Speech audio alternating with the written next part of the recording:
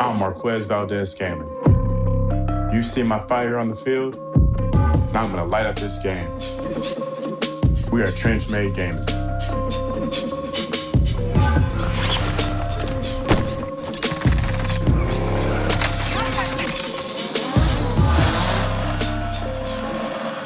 just happened?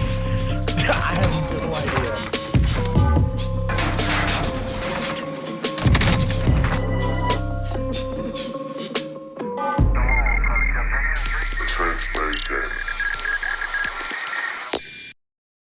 But Noobs is able to pick up a few more kills. Noobs and Huskers off to a hot start. Certainly grabbing that helicopter early has helped with that. Huskers, you can see him picking up 2 more kills in the kill feed as well as they just fry this lobby out. And now it's on, really the onus is on Blue and Lovey to start responding in kind. And it's through a lot of these types of competitions, these tournaments, that Huskers had gotten the moniker, as they will find another gunfight down low, get the quick knock, gonna armor plate themselves back up. They only have 1 plate before they're gonna lurk for the rest of these teammates. I know that. I wonder if there's a conversation to be had while we see Huskers pick up a few kills early with the helicopter in airport. Is, hey, are they going to be talking in Discord? Like, if one of the other games finishes, they'll hop into Discord really quick and say, hey, Husk, we're down 3. You guys have got to be up by 4 to win our match. The way you play these lobbies. And I think Huskers and Noobs were very quick to recognize, hey, the lobby we are in, yeah, it's a bunch of bots. So we're going to move at absolute god speed. And on the other side, it seems to be a bit of a sweaty lobby. That lobby like water, man, because dude, it's just one of those things that, like, you know, you're looking at the opposite side for Blue and Lovey, that as far as overall Slayers, when you're thinking about the quad, that they were supposed to ones to be brought up numbers. On foot is usually either a death sentence or just a quagmire. I mean, you get stopped up in this quicksand of an area of this map for a good 5-10 minutes fighting the same 1 or 2 teams when you could be rotating around the map on the outsides fighting some more like bots, if you will. So you kind of got to be careful about fighting in downtown. Of course, unless you're, you know, you've got your helicopter, you can rotate extremely quickly, and if there's a bad fight, you can get out. But Huskers is just putting on a show right now. He said, yeah, I'm not, you know, just about 20 eliminations so far between the 2 of them. Blue has been able to find a second. Goes full Miles Morales at them, just running up through all of the stairwell. Knows that they can beam this player at any given time, but just waits for the challenge, so they know they can get the knock pretty easily. They'll get the cleanup, but got to know that there's probably more people up here. 1 up top will find themselves another knock.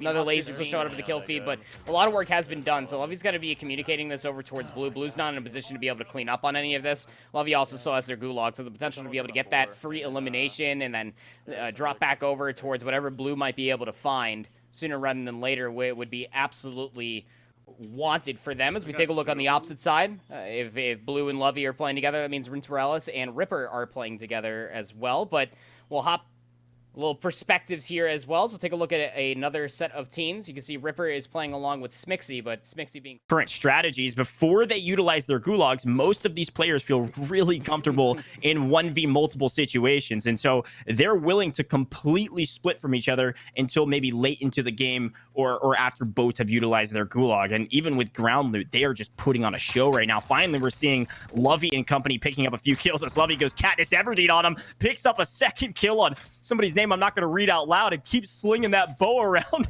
but unfortunately goes down from a snipe. Over their shoulder, though. I mean, there was that enemy team that completely eluded them, and I think that Classify had found them as that first player will completely jump past them. That was... Bro, Jesus. That was nasty. I mean, yeah, I'm right there, too. That was stressful.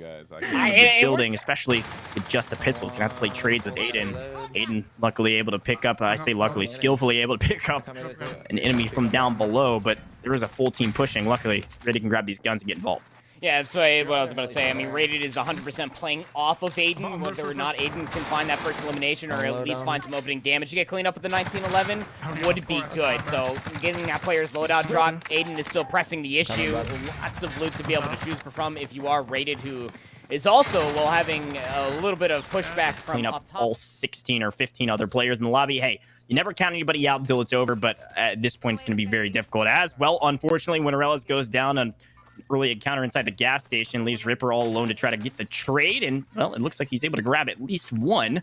around the back, heal up, and kind of just play his life. Hopefully able to take out this team, and whew, almost gets sniped in the head. Buys back the correct player. I've seen people do that more often than not. Not more often than not, but I have seen it happen multiple times in 2v2 tournaments where you buy back the wrong person. Well, unfortunately, it's basically the exact same of what just happened, because if Aiden falls to his death or gets killed by someone close by, we'll see. Normal sniper shot, nothing sus about that. Just sees him off in the distance as Aiden tries to loot. Now it's all up to Radiant to find $400 more and buy him back again. It was like 60 Yeah. between these two. And there's two upstairs. He's able to break plates on one. Unfortunately, loses a few bits of health. He's going to readdress his fight from a different angle, and a couple grenades up the top. Nope, trophy system. This is going to... It's going to be a tough fight, to be honest, 1v2. All he has to do is grab a knock, and I don't know where the second player is, but even Huskers is a little bit confused about that. Able to break shields on both. 9 bullets left on the chamber, downs one. No! He fires with the AR and says, yeah, let me go ahead and take these and grab my 30 bomb. Now over 60 kills between Huskers and Noobs as they dominate the second half of this lobby. Those loading into each other's lobbies. So the kill total tally from both matchups go together, and that's who the winner is. Best of one. So very little room for error. Almond fully eliminated Tommy, $700 shy for getting their running mate back, but Huskers, again, looking for these 1v odd situations, is just so good at isolating these engagements, just playing off of what little information they're able to find, and then absolutely gun them down. My word, you stood absolutely no chance. Huskers is on one, marching their way to 30 total elims. Yeah, I mean, that's... very early and quickly eliminated, but then AD put some respect on my man's name. Dropped 22 eliminations, finessed so many different squads across all of Verdansk. It was just a slowly heating up parade. He was almost like a hot air balloon at certain points in time. Started off the day cold, but man, when that hot air started really flowing all the way through, the sky was the limit. Yeah, I mean, of course, we've seen the biggest numbers from Aiden and company and Huskers and Noobs, but when you talk about a professional athlete from traditional sports transferring into the esports...